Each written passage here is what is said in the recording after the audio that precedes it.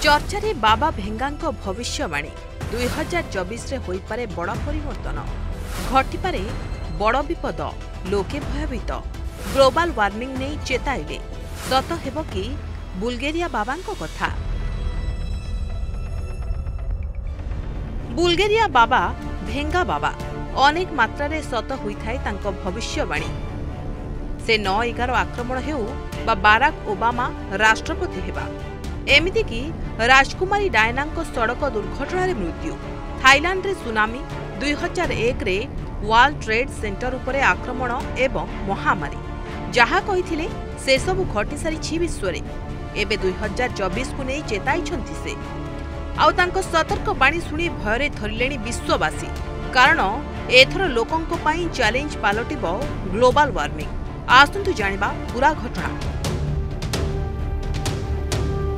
2024 रे रेकर्ड करिछि गरम ग्रीष्म प्रवाह रे आउटु पाउटु होइछन्ती लोके लू प्रभाव रे जनजीवन छटपट 2024 को नहीं एमिति किछि कहिथिले बाबा भेंगा जहा एबे घटी घटी जाउछि आगकु भी लोके ग्लोबल वार्मिंग रो सम्मुखीन हेबे प्राकृतिक विपर्यय घटी पारे जहा विश्व पई आनिबो बड़ क्षति।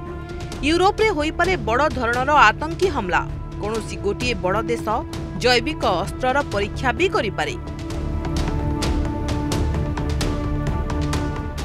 सेपटे बाबा भेंगांको भविष्यवाणी को नहीं आरंभ होईछि तर्जमा।